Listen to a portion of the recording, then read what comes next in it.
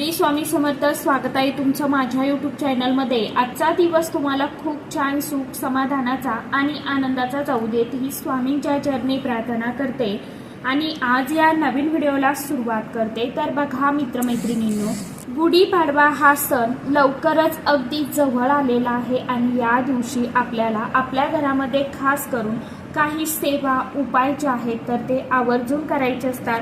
कारण की हिंदू नवीन वर्षाची सुरुवात ज्या दिवसाने होते तो दिवस म्हणजे गुढीपाडवा आणि दरवर्षी चैत्र महिन्यातील शुक्ल पक्षातील प्रतिपदेला गुढीपाडवा हा सण साजरा केला जातो. महाराष्ट्राचा अतिशय अत्यंत महत्त्वाचा आणि 3.5 मुहूर्तांपैकी एक असलेला सण म्हणजे गुढीपाडवा हा यंदा 2026 मध्ये 19 मार्च वार गुरुवार या दिवशी साजरा केला जाणार आहे. गुढी म्हणजे ध्वज, तर मराठीत प्रतिपदेला पाडवा म्हणतात. त्यामुळे या सणाला गुढीपाडवा म्हणून ओळखलं जातं. त्याचबरोबर गुढीपाडवा म्हणजे नवचैतन्य आणि मांगल्य झाल्या गेल्या सर्व गोष्टी विसरून नव्या वर्षाचे आनंदाने उत्साहाने स्वागत करण्याचा दिवस मानला जातो. म्हणजेच गुढीपाडवा अर्थात चैत्र पाडवा. गुढीपाडव्याच्या दिवशी आपण भगवान श्रीहरी विष्णुदेव आणि माता लक्ष्मीची पूजा ही करत असतो. बघा, योगायोगाने या दिवशी गुरुवार देखील आलेला आहे आणि गुढीपाडव्याच्या सणाला निश्चितच धार्मिक अतिशय अत्यंत खूप खास विशेष अनन्यसाधारण असं महत्त्व आहे. आणि याशिवाय हा सण जीवनातील शुभ आणि समृद्धीचं प्रतीक मानला जातो. गुढीपाडव्याच्या दिवशी घरोघरी प्रत्येकाच्या दारी अंगणामध्ये गुढी जी आहे तर ती उभारली जाते. ते समृद्धीचं प्रतीक आहे. त्याचप्रमाणे गुढीपाडव्यापासून चैत्र नवरात्रीला सुरुवात देखील होते. ब्रह्मदेवाने गुढीपाडव्याला विश्वाची निर्मिती केली असे पौराणिक कथेमध्ये सांगितले गेले आहे. त्यामुळे या दिवशी ब्रह्मदेवाच्या पूजेलाही खास विशेष अनन्यसाधारण असं महत्त्व मानले जाते. गुढीपाडवा हा 3.5 मुहूर्तांपैकी एक असल्याने या दिवशी जरी शुभ मुहूर्तावरती पूजा करता आली नाही तरी तुम्ही संपूर्ण दिवसभरामध्ये कधीही पूजा करू शकता. याच दिवशी चैत्र नवरात्रीमध्ये माता देवी दुर्गा मातेच्या 9 स्वरूपाची पूजाही केली जाते. तसेच त्यांच्यासाठी उपवास आणि व्रत केलं जातं. चैत्र महिन्याच्या शुक्ल पक्षाच्या प्रतिपदा तिथीला दुर्गा देवीची पूजा केल्याने भाविक भक्तांच्या प्रत्येक इच्छा ह्या पूर्ण होतात. यासोबतच जीवनातील सर्व अडचणी अडथळे त्रासांपासून मुक्तता मिळते. तसेच भक्तांवरती दुर्गा देवीच्या कृपा आशीर्वादाचा वर्षाव होतो. त्यांच्या कृपेने भक्तांच्या मनातील इच्छा आकांक्षा मनोकामना पूर्ण होतात आणि भक्तांना सुख सौभाग्य प्राप्त होतं.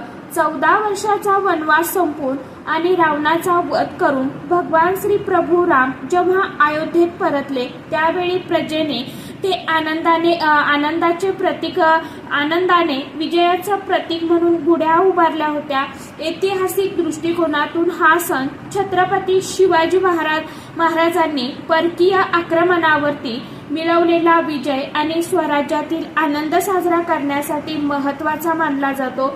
या दिवसापासून हिंदू नवीन वर्ष म्हणजे विक्रम संवत सुरू होत असतं आणि या दिवशी शास्त्रामध्ये काही उपाय हे सांगण्यात आलेले आहेत. हे उपाय केल्याने आपल्या जीवनामध्ये असणारी संकट विघ्न अडचणी दोष जे आहेत तर ते दूर होतात. त्यापासून आपल्याला निश्चित मुक्तता मिळण्यामध्ये मदतही मिळत असते आणि म्हणूनच आपल्याला गुढीपाडव्याच्या दिवशी तुम्ही काही नाही केलं तरी देखील चालणार आहे. परंतु गाईला आपल्याला एक वस्तू जी आहे तर ती आवर्जून खाऊ घालायची आहे. ही वस्तू गाईला खाऊ घातल्यामुळे आपल्या जीवनातील सर्व दुःख दोष अडचणी पितृदोष वास्तुदोष शत्रुपीडा ही नष्ट होणार आहे. परंतु आपलं 7 पिढ्यांचं दुःख दारिद्र्य गरिबी ही देखील दूर होणार आहे आणि आपल्या मनातील ज्या काही अधुऱ्या इच्छा आकांक्षा आहेत तर त्या देखील पूर्ण होतील. आता कोणती वस्तू आपल्याला गाईला खाऊ घालायची आहे, तो कोणत्या वेळेमध्ये खाऊ घालायची आहे याविषयीची संपूर्ण माहिती आजच्या या नवीन व्हिडिओमध्ये मी तुमच्या बरोबर शेअर करणार आहे. त्यामुळे तुम्ही हा व्हिडिओ स्किप न करता शेवटपर्यंत नक्की बघा। चॅनलवरती तुम्ही जर हा व्हिडिओ पहिल्यांदा बघत असाल तर चॅनलला आवर्जून सबस्क्राईब करा आणि असेच नवनवीन माहितीपूर्ण व्हिडिओ बघण्यासाठी समोरील बेल आयकॉनलाही प्रेस करा। त्यामुळे काय होईल, जेव्हा कधी मी नवीन व्हिडिओ अपलोड करेल तर सर्वात अगोदर त्याचं नोटिफिकेशन तुम्हाला मिळेल आणि तुम्ही एकही व्हिडिओ मिस करणार नाही। कमेंट बॉक्समध्ये ओम नमो भगवते वासुदेवाय नमः हा मंत्र सर्वांनी लिहा। तर बघा मित्रमैत्रिणींनो, गुढीपाडव्याच्या दिवशी सर्वप्रथम आपल्याला सकाळी लवकर उठायचं आहे, स्वच्छ स्नान करायचं आहे। यानंतर आपलं संपूर्ण घर अंगण स्वच्छ करायचं आहे। अंगणामध्ये आपल्याला हळदीच्या पाण्याचा सडा शिंपडायचा आहे। त्यानंतर आपल्याला अंगणामध्ये छोटी मोठी रांगोळी काढायची आहे। यानंतर आपल्याला आपला जो मुख्य मेन दरवाजा आहे तर तो स्वच्छ पुसून घ्यायचा आहे। उंबरठ्याला हळदीचं लेपन आवर्जून करायचं आहे। आपला जो मेन दरवाजा आहे तर तो पुसून घ्यायचा, उंबरठ्याचं पूजन करायचं, उंबरठ्यावरती तुपाचा तेलाचा दिवा लावायचा आहे। आपल्या मेन मुख्य दरवाजाला आंब्याच्या पानांचं तोरण लावायचं आहे, फुलांचं एखादं तोरण लावायचं आहे। त्याचबरोबर आपल्याला छोटी मोठी उंबरठ्यावरती सुद्धा आपल्याला माता लक्ष्मीची पाऊल किंवा स्वस्तिक अशी जी काही शुभ चिन्ह आहेत तर ती काढायची आहे। घराच्या काही भागात आपण गुढी उभारावी। गुढीपाडव्याच्या दिवशी ब्रह्माजींची संपूर्ण कुटुंबासह विधीनुसार पूजा करावी, देवी मातेची पूजा करावी। त्याचप्रमाणे गुढी उभारल्यानंतर भगवान श्रीहरी विष्णुदेवांची पूजा करावी। गुढीपाडव्याच्या दिवशी ब्रह्मांडातील प्रजापती लहरी ह्या जास्तीत जास्त पृथ्वी तलावरती पाठवल्या जातात। या लहरी खेचून घेण्याचं काम हे गुढी करत असते। तांबे धातू प्रजापती लहरींना आकर्षित करतो, खाली असल्यामुळे त्या लहरी घरात प्रवेश करतात। प्रजापती लहरी आकर्षित केलेल्या तांब्याने वर्षभर पाणी पिल्याने आपल्याला आरोग्य लाभतं। अगदी तुमच्यापासून माझ्यापर्यंत प्रत्येक जण हा जीवनामध्ये काबाड कष्ट मेहनत करतो, जेणेकरून आपल्या आयुष्यामध्ये सुख समृद्धी आनंद यावा, ऐश्वर यावं। पण बऱ्याचदा काय होतं ना की आपल्या घरामध्ये काही दोष असतात किंवा आपल्यामध्ये काही दोष असतात, त्यामुळे सुद्धा आपल्या जीवनामध्ये अनेक प्रकारच्या समस्यांना आपल्याला सामोरं जावं लागू शकतं। मेहनत तर आपण करतोय, कष्ट तर करतोय, परंतु आपल्या कष्टाला मेहनतीला म्हणावी तशी आपल्या नशिबाची ही साथ मिळत नाही। आपल्या घरी पैसा तर येतो, परंतु आलेला पैसा जो आहे ना तर तो टिकून राहत नाही। म्हणून आपल्याला हा उपाय जो आहे तर तो करायचा आहे। हा उपाय केल्यामुळे आपल्या कष्टाला आपल्या नशिबाची साथ मिळेल। त्याचबरोबर जी अप्राप्त लक्ष्मी आहे ती आपल्याला प्राप्त होईल। आता हा उपाय आपल्याला कधी करायचा आहे बघा। हा उपाय आपण दिवसभरामध्ये गुढीपाडव्याच्या दिवशी कधीही करू शकता, कारण की हा संपूर्ण दिवस जो आहे ना तर तो शुभ मानला जातो। हिंदू धर्मामध्ये गायीला खास विशेष अनन्यसाधारण असं महत्व आहे। गायीचा जन्म जो आहे ना तर हा समुद्र मंथनातून झालेला आहे। समुद्र मंथनातून कामधेनू गायीच्या स्वरूपामध्ये झाला होता। त्याचबरोबर माता लक्ष्मीचा जन्म सुद्धा समुद्र मंथनातूनच झाला होता, म्हणूनच गायीला माता लक्ष्मीचं स्वरूप म्हटलं जातं। गायीच्या शरीरामध्ये म्हणजे पोटामध्ये 33 कोटी देवी देवतांचं वास्तव्य असतं। गाय 11 रुद्रांची आई आहे, 8 वसूंची कन्या आहे, 12 आदित्याची बहीण आहे आणि अमृत रूपी दूध देणारी आहे। आणि जो पण भाविक भक्त गायीची पूजा सेवा करतो, तिला प्रार्थना करतो, नमस्कार करतो, त्यांच्या मनातील सर्व इच्छित मनोकामना पूर्ण होतात आणि त्याला मृत्यू पश्चात स्वर्गाची प्राप्ती सुद्धा होत असते।